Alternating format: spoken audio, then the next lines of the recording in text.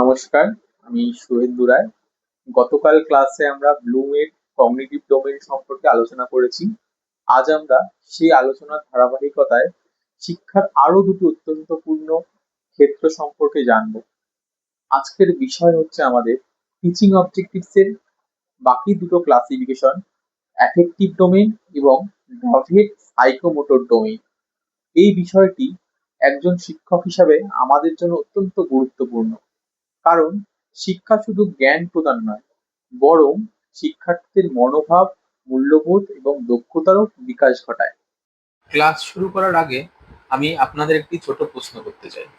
ধরুন, একজন শিক্ষার্থী পরীক্ষায় 95% নম্বর পেল, কিন্তু সে যদি শিক্ষকদের সম্মান না করে, সে যদি বন্ধুদের সাহায্য না করে, অথবা কোনো ব্যবহারিক কাজ না করতে পারে, তাহলে কি আমরা তাকে একজন পূর্ণাঙ্গ শিক্ষিত ব্যক্তি কখনো বলতে পারি? না, কখনোই তাকে আমরা পূর্ণাঙ্গ শিক্ষিত ব্যক্তি বলতে পারি না। শুধু জ্ঞান থাকলেই একজন মানুষ সম্পূর্ণ শিক্ষিত হয় না।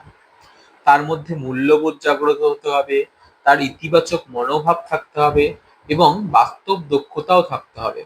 এই কারণেই আজকের ক্লাসে আমরা অ্যাফেক্টিভ ডোমেইন এবং বাকি সাইকোমোটর ডোমেইন নিয়ে আমরা আলোচনা করব। গত ক্লাসে আমরা ব্লুমের কগনিটিভ ডোমেইন নিয়ে আলোচনা করেছিলাম। আজ আমরা আলোচনা করব অ্যাফেক্টিভ ডোমেইন। কথার অর্থ হচ্ছে ইমোশন, ফিলিং বা অ্যাটিটিউড বা ভ্যালু। এই ডোমেইনে শিক্ষার্থীদের অনুভূতি, মূল্যবোধ, আগ্রহ, সামাজিক আচরণ এবং ব্যক্তিত্বের বিকাশের সঙ্গে সম্পর্কিত। যদি উদাহরণ সহকারে বলা যায়, যখন একজন শিক্ষার্থী শিক্ষকের কথা মনোযোগ দিয়ে শোনেন এবং জাতীয় সঙ্গীতের সময় সম্মান প্রদর্শন করেন, বা তার বন্ধুকে সাহায্য করে বা পরিবেশ রক্ষায় সচেতন হয়, তখন আমরা বলতে পারি অ্যাফেক্টিভ ডোমেইনের আচরণ প্রদর্শন করছে সেই ব্যক্তি বা সেই ছাত্রছাত্রী। এবার ক্র্যাথওয়েল এফেক্টিভ ডোমেইনের 5টি স্টেজের কথা বলেছে। প্রথমটি হচ্ছে রিসিভিং, তারপরটি রেসপন্ডিং, ভ্যালুইং, অর্গানাইজিং এবং ক্যারেক্টারাইজিং। রিসিভিং হলো এটি সবচেয়ে প্রাথমিক স্তর। এখানে শিক্ষার্থী শুধু মনোযোগ দেয়, সে শোনে, সে দেখে এবং সে পর্যবেক্ষণ করে, কিন্তু সে এই স্তরে সক্রিয়ভাবে অংশগ্রহণ করে না। উদাহরণস্বরূপ আমরা বলতে পারি, যদি কোনো একটা শিক্ষার্থী ক্লাসে মনোযোগ দিয়ে বসে থাকে কিংবা মনোযোগ দিয়ে কোনো শিক্ষকের কথা শোনে। দ্বিতীয় স্তরটি হলো রেসপন্ডিং। এখানে শিক্ষার্থী শুধু শোনে না, বরং সক্রিয়ভাবে অংশগ্রহণও করে। যেমন শিক্ষার্থী যদি শিক্ষকের ইনস্ট্রাকশনের পরিপ্রেক্ষিতে প্রশ্ন করে কিংবা উত্তর দেয় কিংবা আলোচনায় অংশ নেয়, তখন আমরা বলতে পারি শিক্ষার্থী রেসপন্ড করছে। তৃতীয় স্তর হচ্ছে ভ্যালুইং।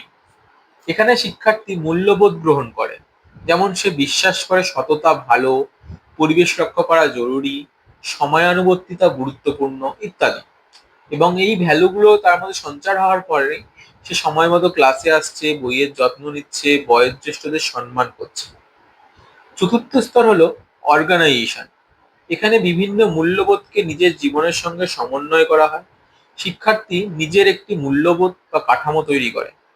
একজন শিক্ষার্থী সিদ্ধান্ত নিলে সে কখনো নকল করবে না, সততাকেই জীবনের নীতি হিসাবে গ্রহণ করবে।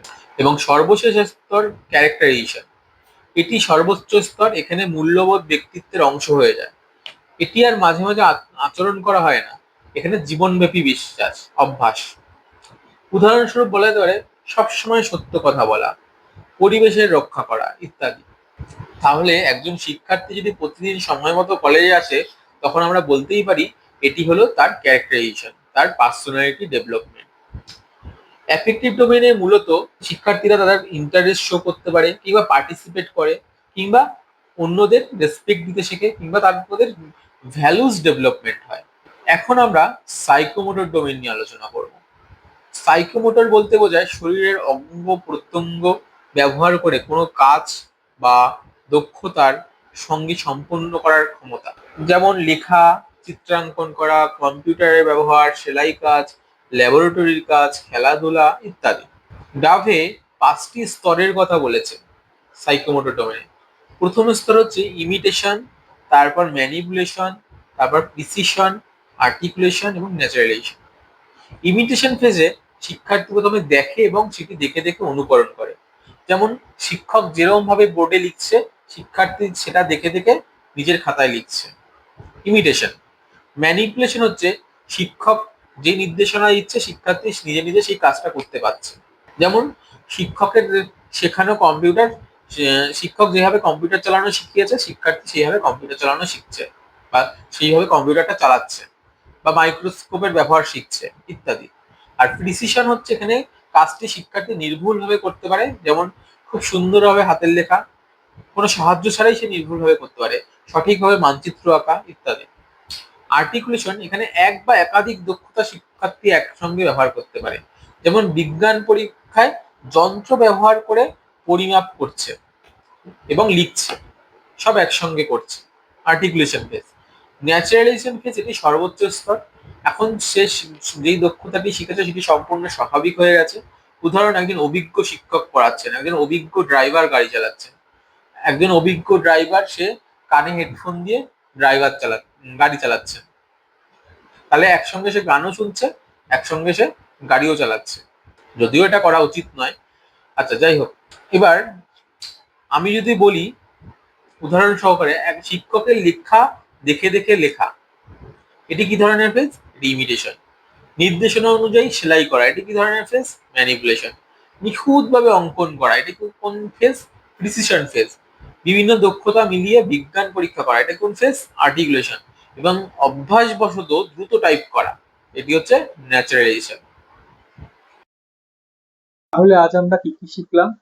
আজ আমরা শিখলাম এডুকেশনাল অবজেক্টিভস এর তিনটি ডোমেইন, এর বাকি দুটি ডোমেইন অ্যাফেক্টিভ ডোমেইন এবং সাইকোমোটর ডোমেইন।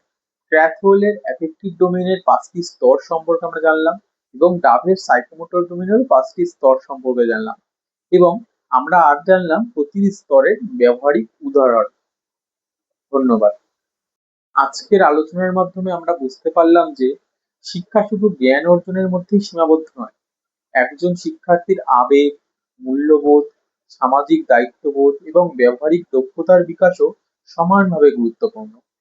ক্র্যাথওয়েলের অ্যাফেক্টিভ ডোমেইনে আমাদের শেখায় কিভাবে ইতিবাচক মনোভাব ও মূল্যবোধ গড়ে ওঠে, আবার অন্যদিকে ডাভের সাইকোমোটর ডোমেইনে দেখায় কিভাবে অনুশীলনের মাধ্যমে দক্ষতা পরিপূর্ণতায় পৌঁছায়।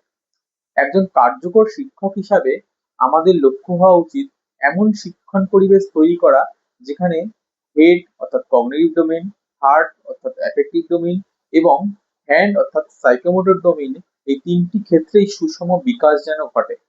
অর্থাৎ আমাদের হেড, হার্ট এবং হ্যান্ডের যাতে ডেভেলপমেন্ট হয়, তবেই শিক্ষা হবে সত্যিকারের অর্থে সর্বাঙ্গীন, মানবিক ও জীবনমুখী।